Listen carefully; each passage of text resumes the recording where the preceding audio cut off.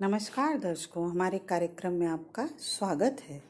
श्रावण के महीने में ज्योतिर्लिंगों के दर्शन का विशेष महत्व है। शास्त्रों के अनुसार जो मनुष्य प्रतिदिन 12 ज्योतिर्लिंगों का नाम जपता है, उसके सातों जन्म तक के पाप नष्ट हो जाते हैं। जिस कामना की पूर्ति के लिए मनुष्य नित्य इन नामों का पाठ करता है, शीघ्र ही उसे उस फल की प्राप्ति होती है। ज्योतिर्लिंगों के दर्शन मात्र से सभी पापों से मुक्ति मिल जाती है। यही भगवान शिव की विशेषता है। आज हम आपको छठे ज्योतिर्लिंग भीमा शंकर के बारे में बताएंगे। 12 प्रमुख ज्योतिर्लिंगों में से भीमा शंकर का स्थान छठा है। यह ज्योतिर्लिंग महाराष्ट्र के पुणे से लगभग 110 किलोमीटर दूर सह्याद्री नामक पर्वत पर स्थित है। भीमा शंकर ज्योतिर्लिंग को मोटेश्वर महादेव के नाम से भी जाना जाता है। मान्यता है कि इस ज्योतिर्लिंग के दर्शन करने मात्र से व्यक्ति को समस्त दुखों से छुटकारा मिल जाता है। यह मंदिर अत्यंत पुराना और कलात्मक है। भीमा शंकर मंदिर नागर शैली की वास्तुकला से बनी एक प्राचीन नई संरचनाओं का सम्मिश्रण है। चलिए जानते हैं इसके पीछे की पौराणिक कथा। प्राचीन काल में भीम नाम का एक महाप्रतापी राक्षस था। वह कामरूप प्रदेश में अपनी माँ के साथ रहता था। वह महाबली राक्षस राज रावण के छोटे भाई कुंभकर्ण का पुत्र था, लेकिन उसने अपने पिता को कभी देखा ना था। उसके होश संभालने के पूर्व ही भगवान राम के द्वारा कुंभकर्ण का वध कर दिया गया था। जब वह युवावस्था को प्राप्त हुआ, तब उसकी माता ने उससे सारी बातें बताईं।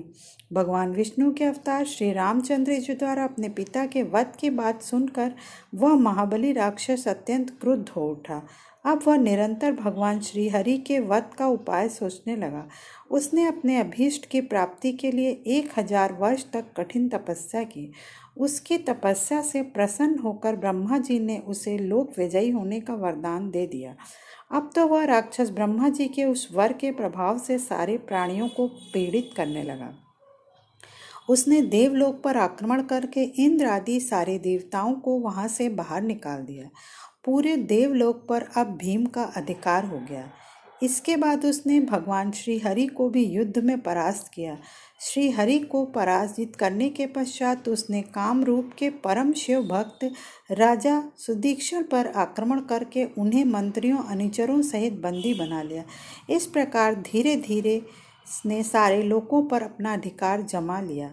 भीम के अत्याचारों की भीषणता से घबराकर ऋषि मुनि और देवगण भगवान शिव की शरण में गए और उनसे अपना तथा अन्य सारे प्राणियों का दुख कहा।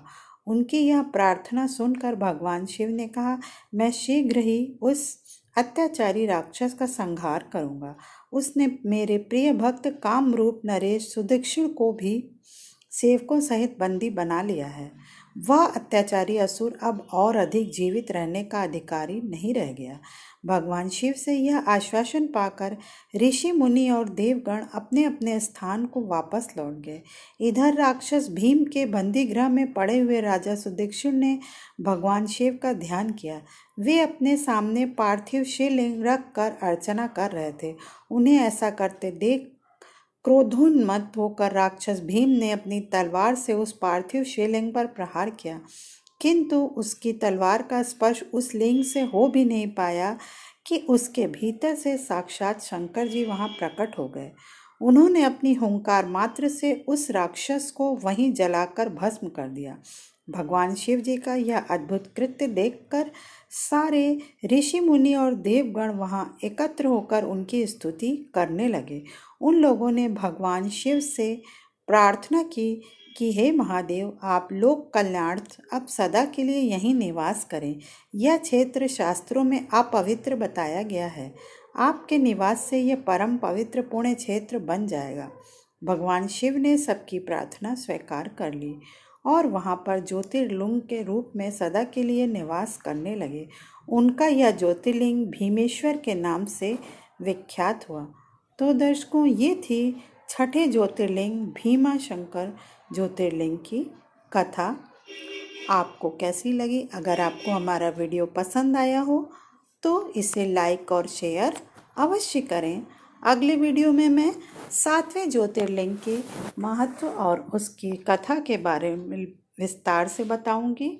तब तक के लिए आपसे विदा लेती हूँ। आप सब पर महादेव की असीम कृपा बनी रहे।